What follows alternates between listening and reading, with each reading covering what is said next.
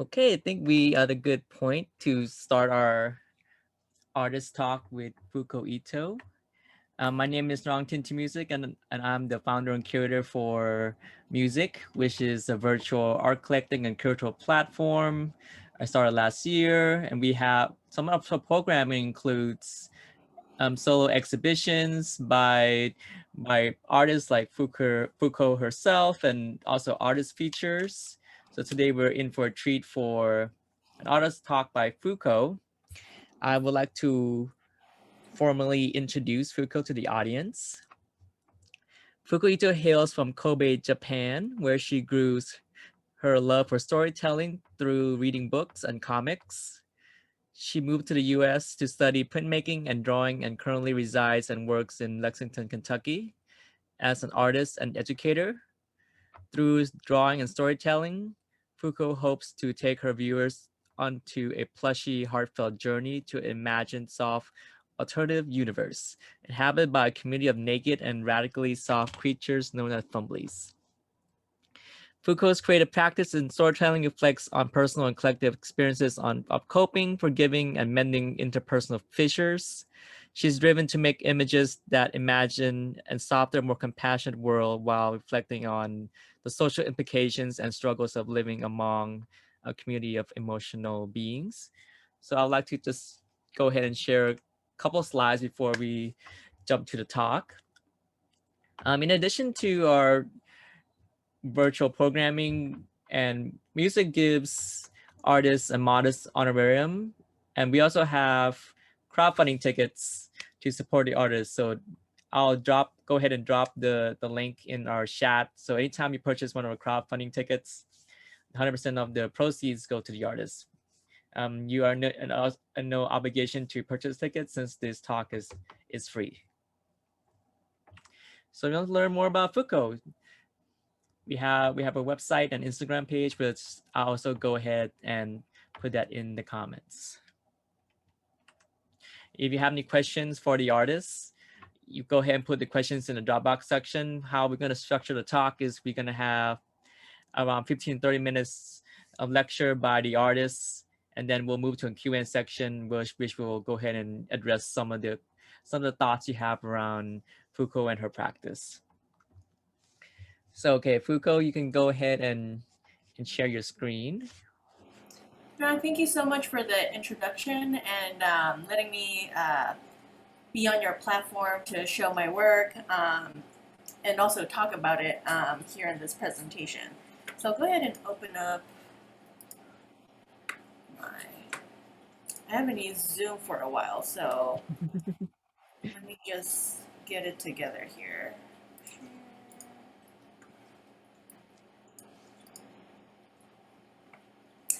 All right, so I'll go ahead and kind of talk about my work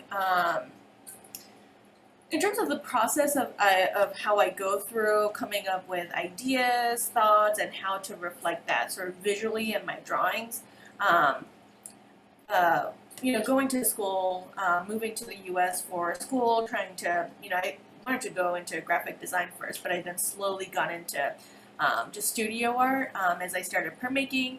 And one of the things that I found, very difficult, and now I'm, starting to figure out, is how to really balance ideas and visual representation of those ideas without, being communicative and inviting of other people, sort of like entering the world that I'm trying to depict in my drawings, but also not make it so literal to the point where, my thought process is apparent. I want it to be sort of transformed from my initial thoughts until it gets into and made into a drawing. So I'll go through that briefly, where my visual interests come from, and talk a little bit about the pieces in my show here as well. Is my audio okay? Yes, perfect. Okay. All right, so one of the things that I do is, as you go through school and figure out not only just like technical things that you learn, for me specifically in printmaking and drawing, like the ways of thinking is really like difficult to kind of like grapple and approach first. And one of the things that I've really come down to and have found most helpful is really just relying on observation. I think, most of us live an inherently very visual life. We consume emotions, we consume visual like culture, we consume relationships through, other sensorial experiences, but it's also very visual. So my observation is based on, things that I see surrounding myself, other things, and how particularly like, interpersonal relationships are portrayed too. And so at like the foundation of my work, I usually like to make like word webs. And every show will usually have like a broader sort of like idea, and then within the drawings themselves, I try to kind of focus and also, talk a little bit more about the specificities of the broader idea. So in this case, a more general approach that I have is here at the bottom. How do we work out, cope with our interpersonal relationships? And from there, I try to kind of reflect on what I've personally experienced, but also what other relationships, whether it be my relationships with friends, parents, partner, my friend's partner, like you see it from the periphery as well as you experiencing it. So I try to kind of branch it off and really think about those things. So I can probably just read a couple of them. So to me, starting off that idea, there's no absolute equilibrium. I think whatever relationship it is, some people are better at other things than others, and I think the way that we find balance is what makes relationships work, whether it be familial, romantic, friendship, whatever it may be. And from there, how do we find the balance in the imbalance? What social qualities are assigned to protagonists, antagonists, who determines this, within a relationship, if it becomes sour, usually. We start to take sides, and, how that could affect the relationship. And also needing the flexibility and resilience to make relationships work. So that's why I started thinking about, okay, based off these ideas that I'm interested in, how can I truly, sort of convey that idea? And what I've eventually come to is going in a more imagined, fictional sort of like approach, while also using visual textures, really relying on formal visual qualities, and, really digging down to like looking at other people's work, sort of analyzing it, what kind of emotions I feel about that work, and then try to learn from seeing other people's work and putting it into my own. So a couple of things, based off of my interest in figures sort of interlocking, and also emotions, and how they're expressed sort of through temperature, also the weight that we sort of, take on ourselves to balance these relationships. My emphasis is often in variation of scale, gesture, social hierarchy among figures, using color as temperature. So, using color such as red feels really warm and a lot of heat, while cooler colors like blue seems to be a little bit more colder. And so I try to employ the feelings of color into my work as well. And I think just one last thing, using pattern and texture I think is extremely important in my work, as I think because I'm starting out with words, I can be very literal and descriptive in the way that I make visual work, but I think by using visual textures that we don't often see within our world, but being able to see that in a drawing, but make that sort of relatable, the texture being relatable as a feeling, is why I'm so drawn to pattern and texture and heavily use it in my work too. So when it comes to image making, I, determine my perspective of what kind of atmosphere, what kind of relationship my characters called the fumblys are intertwined in, and also what that translation process can look like from, having very concrete, definitive meanings through words, and then making a visual image that is a little bit more open for interpretation, but still, being in the ballpark of being able to communicate some of the things that I'm thinking with my viewers. So kind of going back to where my interest in drawing came from, I'm an only child with my parents owning a clothing company, and they worked very long hours, so I was usually on my own after I went home from school. And what I loved to do was read comics. There's like, monthly comics with different artists, and every month I get like a new episode of the story. And I was really drawn to, very romantic, overly romantic, cheek biting, sort of now cringy rom-com stories, very gendered. And what I really liked about it was the filters that were put on it. So in Japanese comics, um, when you see some of these textures in the pages, those are all stickers that artists cut out and, kind of combine it together with the pen and ink line drawings. I always thought those filters were really pretty, and I think it, gave them these characters the glow that I sort of wanted in real life. And I think that aspect of light, texture, romanticization definitely come into my work. But, this is, I think, something that I've looked back and see the clear connection to my work now. But, still, like, schools, don't particularly find comics, animation as a, good reference. They're still, trying to steer people towards non-illustrated work. And I was definitely much in that group, trying to figure things out in undergrad and grad school. But now that, I'm fully delved into this, and this is what I really love to do, and I just enjoy drawing textures. It's just fun for me. So I think seeing those connections back to where I've started, and my reasons for being drawn to drawing is because being an only child, being spending a lot of time by myself, being involved in this fictional world, and being able to sort of replicate that in some way through my own drawing has been really interesting, and I think that's continued throughout up until now, and probably will continue in the future too. So based off of sort of what I've talked about, I think one of the reasons that I'm drawn to textures again is very representative of feeling. And one of the reasons why I'm mostly working in drawing is because the textures that I use, plush, in this environment and universe and ecosystem called the plushscapes, inhabited by plush-made creatures called fumblys. I consider this a space where creatures and their relationships can kind of fall through without consequence, and then the plush is able to save them from the collapse.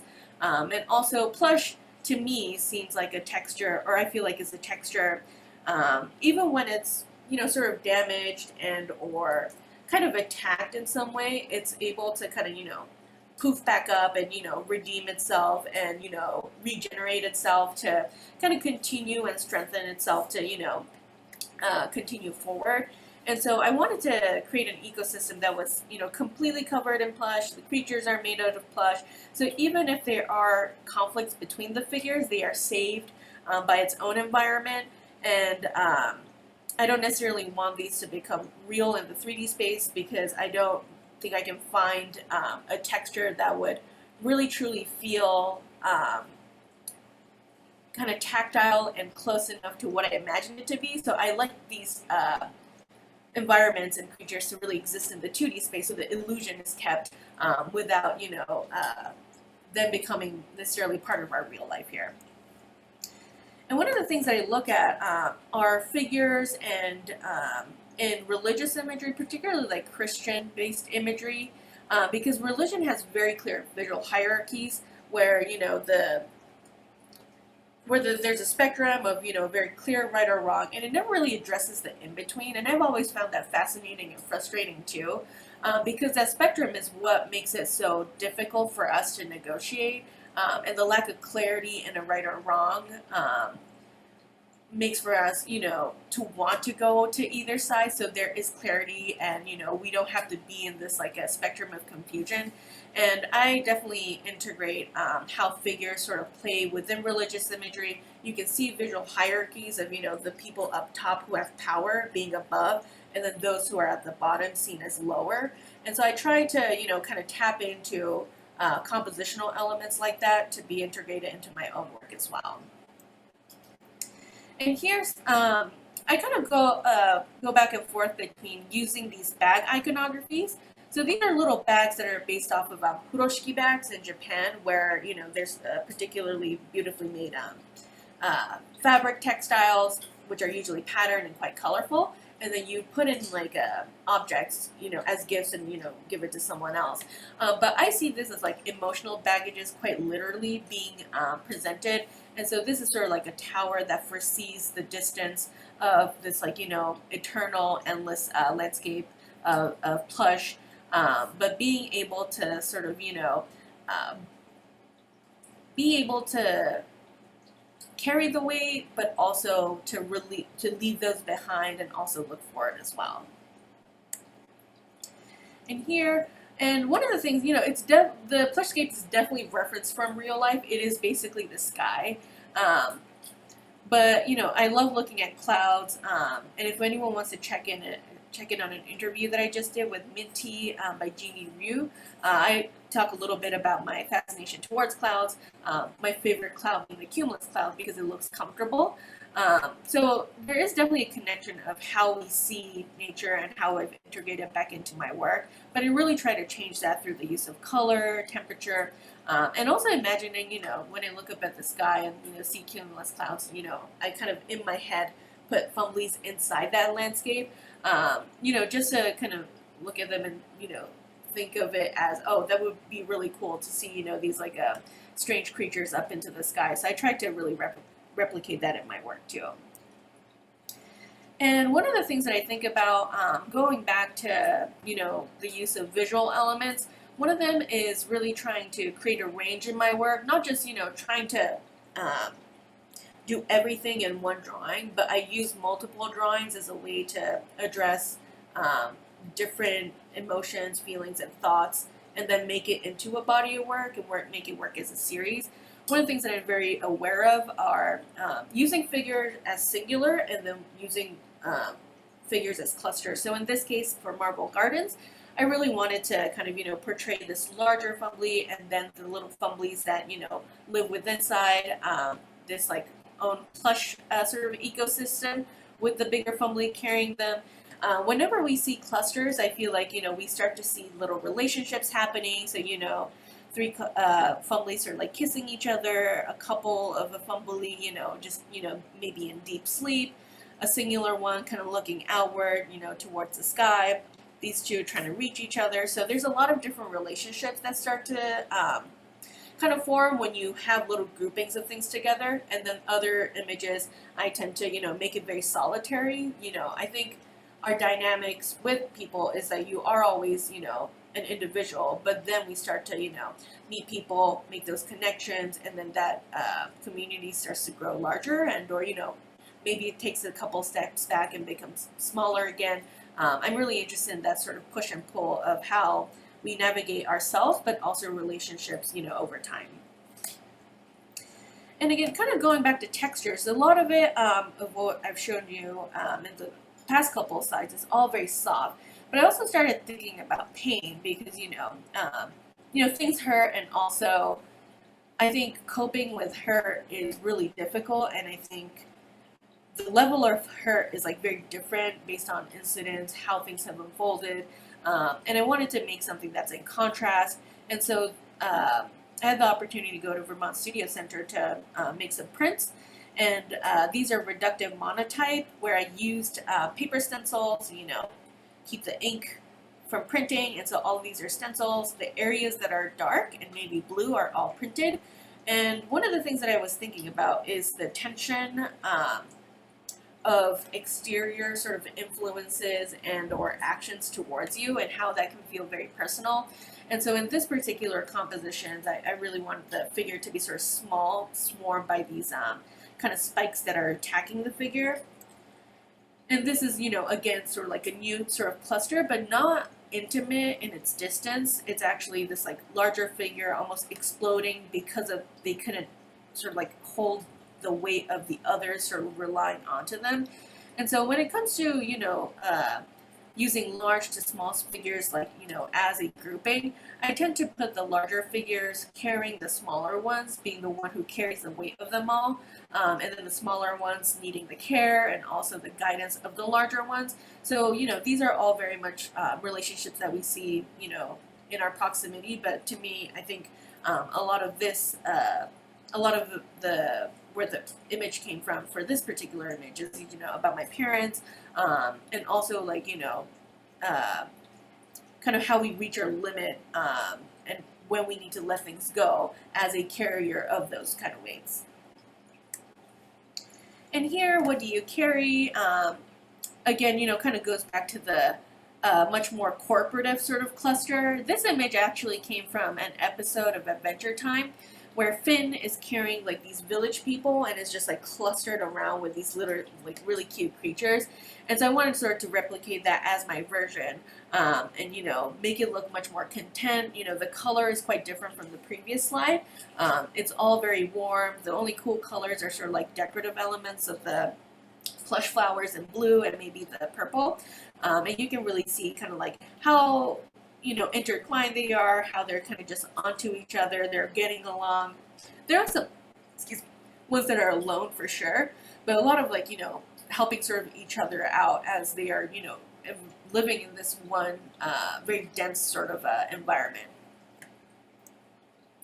And one of the things that, you know, I mentioned using imagery references from religious iconography, but I also like occasionally putting in artist compositional references too, like this one, The Flower Seller by Diego Rivera. A lot of the works by him are about like labor, in the context of, you know, like moving a country forward or a culture forward. In this case, I tried to reinterpret it as emotional labor as well, because, you know, I think being in like high school and then, you know, seeing like TV and like visual culture material, friendships just work out. Like even if there is a friend breakup, they always like, you know, make up and become friends again. But I have really noticed, like as I've grown older, like friendships are work to maintain, you know, like it's a reciprocal balance of, you know, someone might be better at, you know, reaching out to you and saying, you know, how's it going? Like, how are you? But it always has to be an agreement to, you know, kind of keep each other, to be interested in each other and also care for each other. And I found it increasingly difficult too, but it's something that's important. I'm coming to, you know, learn more about that as I've had friend breakups too, which, you know, completely fell off, and I wasn't necessarily interested in going back. So I definitely think that emotional work is definitely labor. It just has a very different connotation depending on how we interpret labor too. And one of the things that I'm sort of like, again, interested in pulling from not only art history, but also kind of, you know, art all across, not just visual art. I've been really interested in Rei Kawakubo, who's a Japanese designer and the founder of Comme des Garçons. And her work particularly, I think, is very playful. She's notoriously known for not talking to press about her process.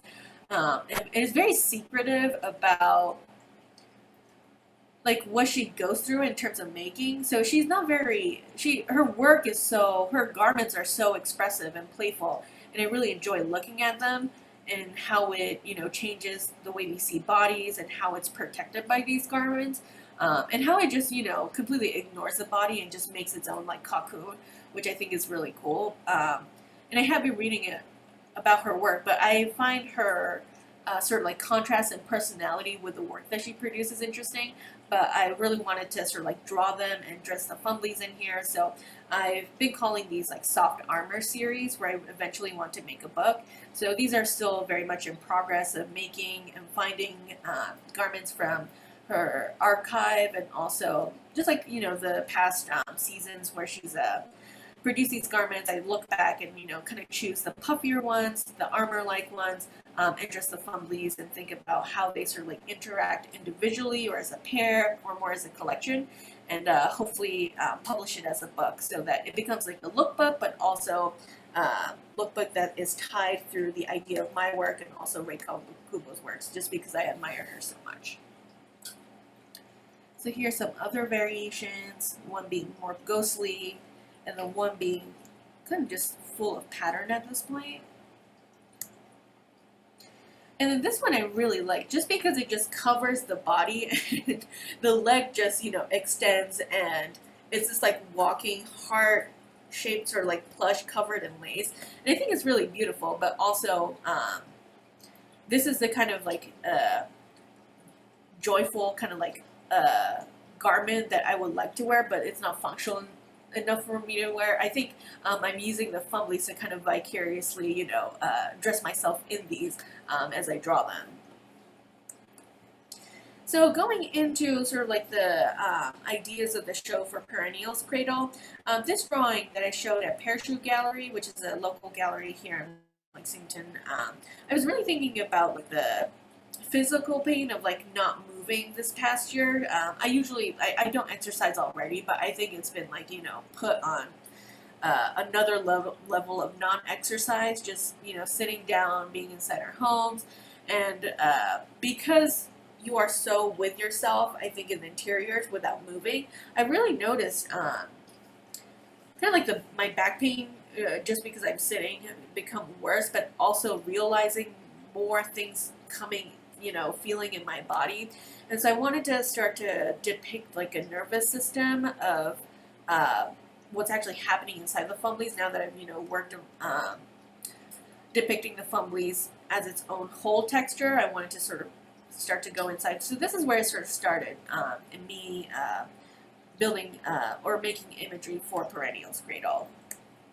And just to kind of go over the process, I usually sketch things out. I'm not much of an avid sketcher, but I do make a little bit of thumbnail, and I just usually go to the paper that I'm working on. So here I sketch things out in graphite, and because I use watercolor, I use this thing called masking fluid to cover areas where I want to keep the white, and then the rest I go into color so that there's that separation of areas that are fully in color and then areas that have the clarity and sharpness of the white retained. So this is after, keeping that masking fluid. I put in all of these like colors and washes together, and then I just peel off the masking fluid, and everything else I can, additionally add color. So eventually, after masking, figuring out, how to keep these white lines and then filling in the watery textures, I've gone into the actual tear necklace beads and, fill that in and actually outline with color pencil.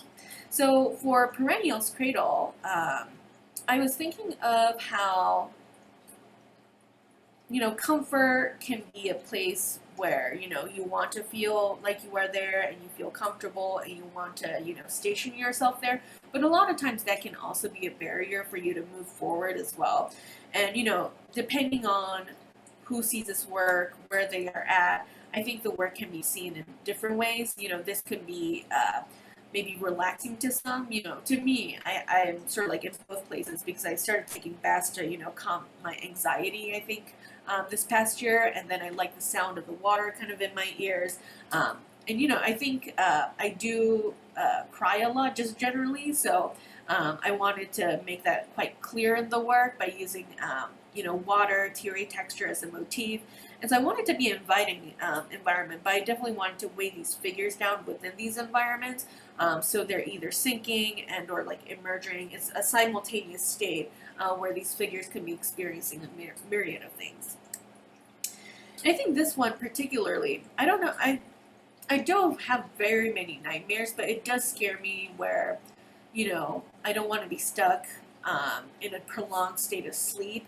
And so, I've had the chance of like taking more naps, especially during the summer. So that's really nice and, rejuvenating. But at the same time, I do think about, okay, this nap, I don't want it to be too long where it disorients me. So I really thought of like, how it is nice to see the sky, but if that is your perpetual state of existence and how kind of, what is it, like how it may stop you from moving that way. I find that a little bit frightening. So I try to, kind of combine the ideas of comfort and stationary, like my fear of being stationary somewhere too much. I think that's the kind of contrast of like the spectrum that I was looking at, and then trying to find the medium throughout all of these drawings. And here is something where I wanted to kind of express visually the way we, crying, I think it releases a lot of emotion, and I find it, kind of cathartic. But the kind of temperature that we feel in our body, and then the temperature of the tears running down. I thought it was, I think it's kind of interesting where my tears feel a little bit cooler, but my body is so warm and it's producing heat. It's almost like, you're kind of just, on the verge of like boiling. I wanted to really make that visually apparent by using this very, very warm tone of oranges and reds while, cooling down the tears here. So I think we don't necessarily cry like this throughout our body and or, sweat. Maybe some of us do profusely as this, but I think being enclosed in this space, being stationary, and also how our bodies sort of change throughout as we, experience emotions. I wanted to make an image that contrasts very much with the cooler tones that I was using for a lot of the drawings here. And this image I made after the Atlanta shooting happened. It really, it really affected me in how I saw things unfold, but also to reflect on myself and how, Asian families culturally too, are very repressed in their sort of emotions or even talk about it.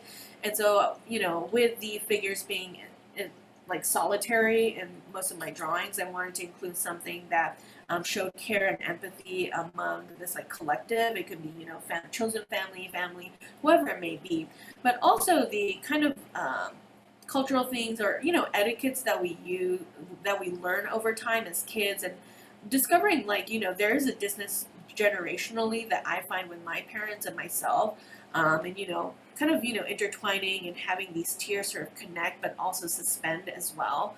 And I think that's something that I was thinking after that tragic event, and how to sort of reflect individually and how I start to think about my relationship with others and processing what had happened.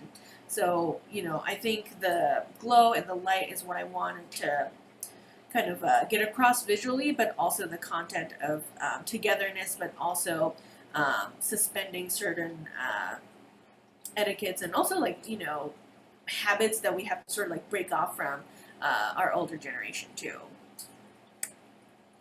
And here, to end the kind of like a sequence of imageries, I wanted to sort of portray a garden full of flower plush.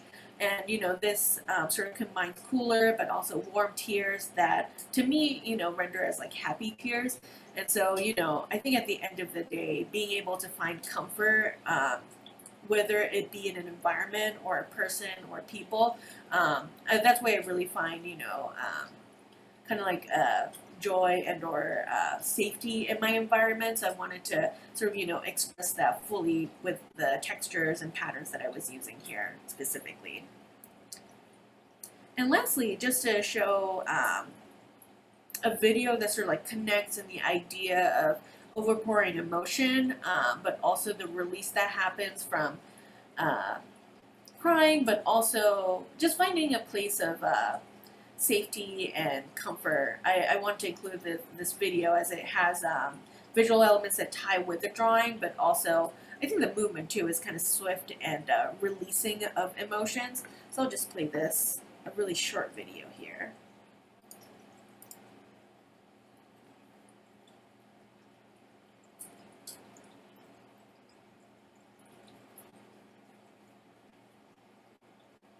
So this actually started out as a demo for my students for one of the classes during the spring, but I really started to enjoy what I was working with. And again, sort of like using the elements of light and also kind of like explosion in its what is like orb of light, and also the tears that sort of like flood. I thought it would like tie in well into the work that I was thinking of in terms of making the drawings for perennial cradle, where these are basically nests that the fumblys are housed in, both that are visually and physically environmental, but also emotionally as well.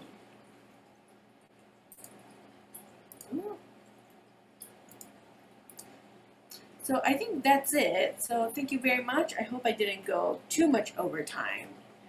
No, And Fuku, I mean that was amazing. Thank you so much for giving such an invigorating talk. And thank you. I just absolutely love your background for for Zoom. I'm like, I don't know, it's just like it's just a just tiny details that you're just so good at, and that's like carrying over through your brand, your Thank you. vision. So I like the continuity and your branding, your even like the Zoom background, everything is just it's fabulous. Thank you. Yeah, I wanted to color coordinate or basically just Even it. the I mean also yeah the graphics that you learned doing your your schooling, it just Right.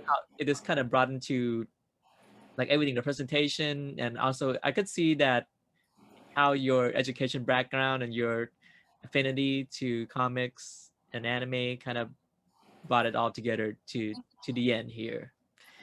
I have some observations that I'd like Mhm. to kind of comment, talk to you about. In pre-COVID artworks, I think there was an emphasis on the the landscape as Mhm. opposed to more of the fumblys themselves. 'Cause to me, like the fumblys were more like they're integrated to the landscape and we're kind of just admiring the view. But the works that you made during COVID and kind of now coming out of COVID, Mhm. it seems like we're thinking more about the figures themselves as opposed to the environments. Like for these kind of pieces here, I'm not really Right. thinking too much about the clouds, think more about like what's happening to Mhm. them and how why they're so encased in these environments. So you maybe you want to talk a little bit more about the pre-COVID and during COVID, post-COVID, maybe that transition might have affected your works in a very nuanced way. I definitely. I think it's hard not to be affected. And it's not necessarily like work about COVID because I think Narong we talked about it's we're sort of like trying to move forward, and we're not necessarily like stuck specifically with like works about COVID, but how it's affected many people, emotionally and physically, with this pandemic. And I think one of the things that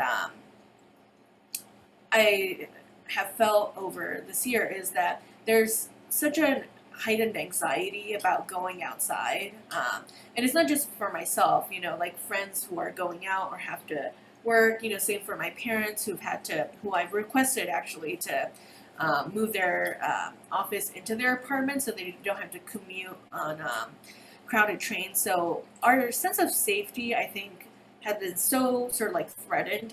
Um, and I was really trying to maybe come to terms with how I see safety both emotionally and physically during this time because it still feels precarious.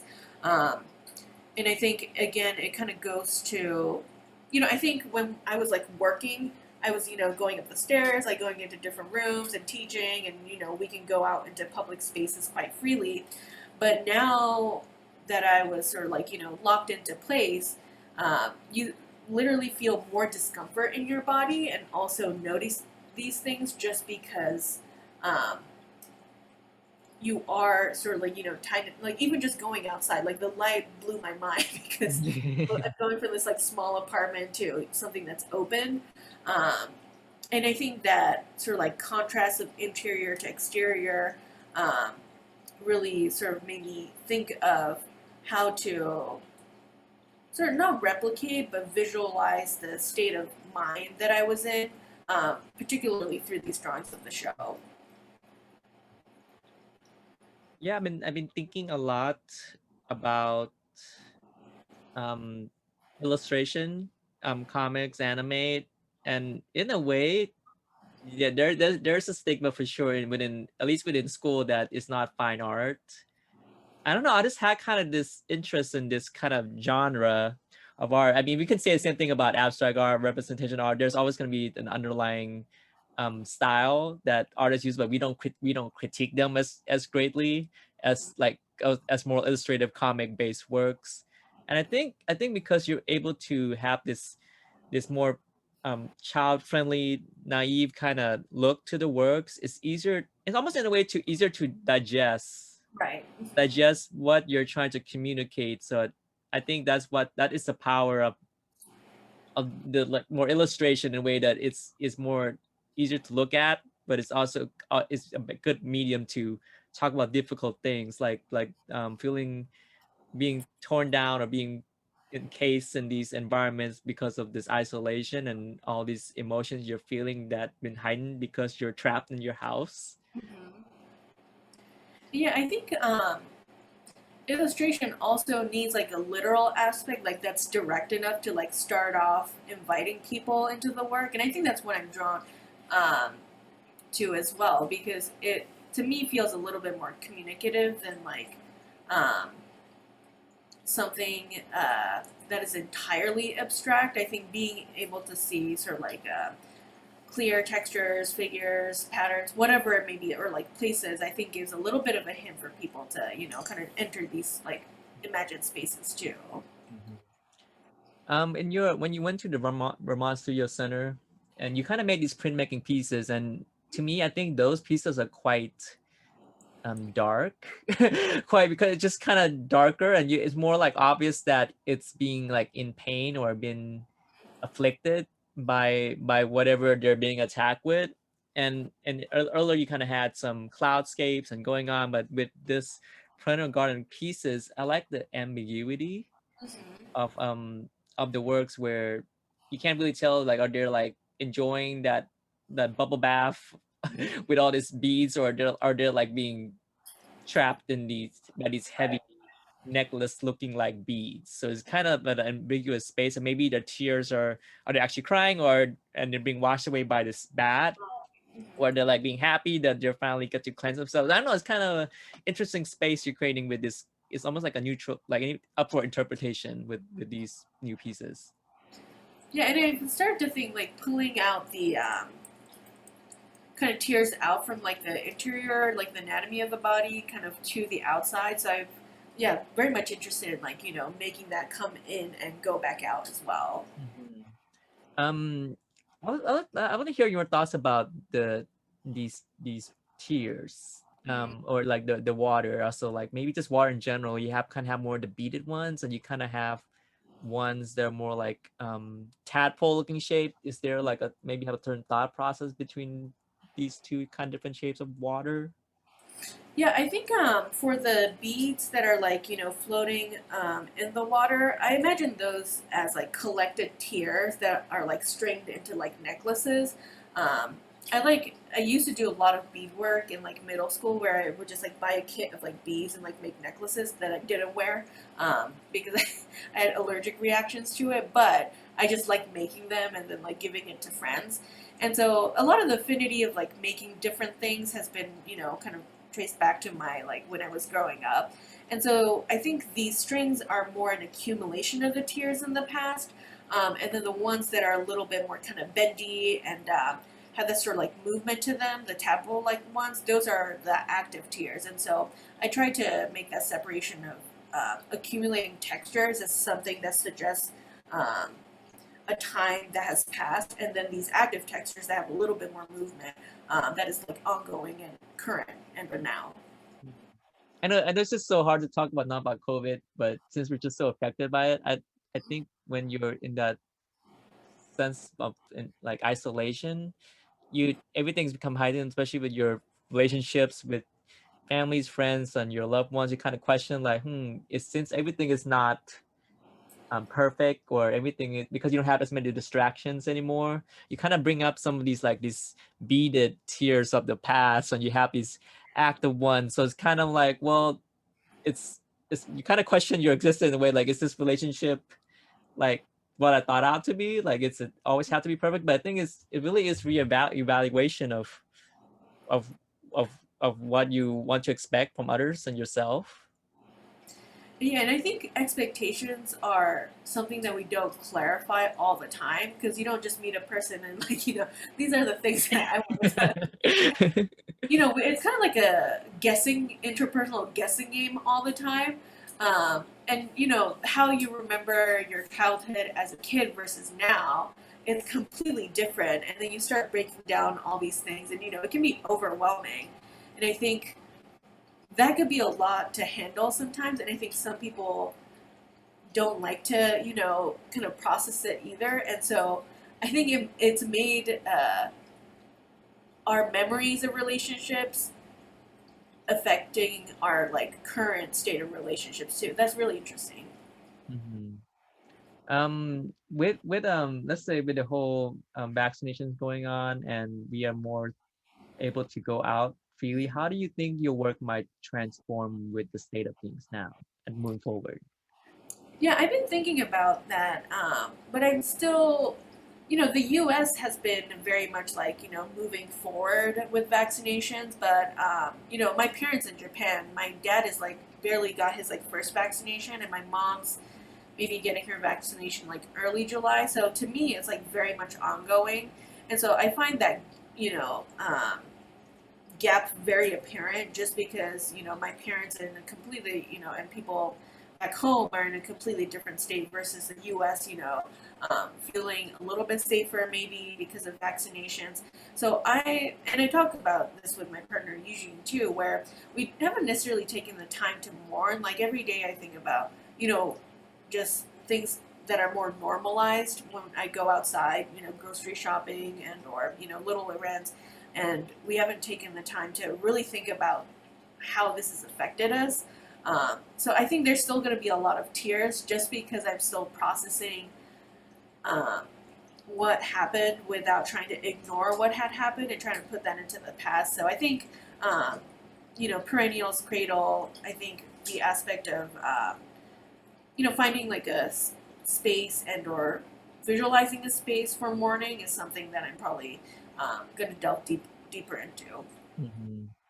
Yeah, I mean, I completely get it that even my family too in Thailand, they're like, well, we just got the vaccine first vaccination just now, so it's just kind of this weird gap where other places didn't have the luxury to be more free. So I feel like with being us being multicultural individuals, so you kind of still I can see that within your work, it kind of still kind of carry that same baggage of even maybe not yourself, but others still going through that affliction, and Right. you kind of being more free. So it's you can really be totally free knowing that your loved ones are still within this case of like heavy beads on them. And I think it goes for strangers too. We sometimes forget, um, I like the 6 feet, separation. Like I think that should just be like, standard practice. But you do have to think about, because I teach, I've known students who have, experienced, terrible things throughout this year. And it's hard not to emote with that too. And I think not emoting and not caring is like way easier sometimes because you basically can, just forget things. But taking the time to do that, I think, is important. And like you said, um, our families are in different countries. Especially those who are not from here are experiencing a different reality elsewhere. So I think keeping that in mind is at least something that we should continue as we try to get a little bit used to how different things are at least here too. Before I ask Fuko the last question, does the audience have questions for Fuko?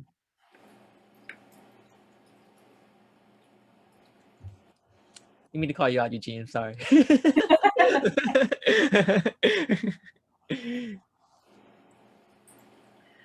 Okay. Okay. My last question for Fuko is that what what are you looking forward now in terms of your practice and your work? Like, what do you have next coming up? Any new projects you want to work on or working on now? Yeah, I think I've had the time to kind of make the work for for the show, and so I've really liked working with these iconographies of tears and water. So because everything is sort of like coincides with like teaching for me. So I'm teaching digital illustration this fall. So I'm really excited to actually make digital work, whether it's going to be printed and shown physically and or exist in a digital space.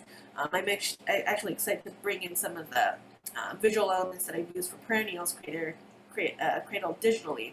And I'm also really like the result of Brim, the animation, and how it turned out. And I really want these textures and figures to maybe start moving and then also intertwine as well. So I'm excited to now that I don't necessarily have like a deadline where I have to um, kind of be on a time crunch to make things, I have a couple of projects brewing that I want to experiment with, moving images and digital images. So that's what I'm looking forward to making. Yeah, I really like the brim piece, although it's like really short. I can see much more intricate, longer, like longer interaction between the two families or something like that. It really could translate to that. Maybe you want to give a sculpture a try. I can see it maybe like you have these elaborate worlds of these families just bouncing around, but I think that that could Right. be something a future consideration. Yeah, I've always wanted and wondered if marshmallow can be sculpted in some way, because that would be like the perfect texture. If you like poke them, it will like come right back. But that could be like a gallery hazard, and also like just like ants entering the space. But yeah, I would eventually would love to figure out a material sculpturally that would be plush enough of meet my plush expectations for sure. I think it'd be cool to actually have like a doll or a fig like a action figure or a doll. Just have these fumblies. You can just like the stress fumblies where you can have it Oh where you my! can just move them and like kind of squeeze them and you feel like, oh, I feel better, and they're just kind of there in your That's a office. great idea. Like the one that you like do the coins and then you get the stress balls. Yeah. That's really cool. Oh, we have a question from the audience.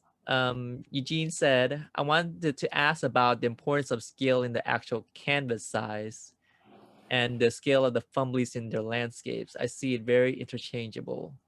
Like the landscapes can be massive, huge, but also microscopic. Yeah, I'm very much aware of like I think I was it was ingrained during grad school like but what about the size, of the paper, like canvas, whatever it may have been. And my sort of way of using scale, like dimensions of paper, is like larger. I want it to be much more expansive. The largest work that I made is probably like 10 feet by 8 feet, sort of wide. Um, and so I want that environment to be like consuming and also larger than the humans who are looking into that world.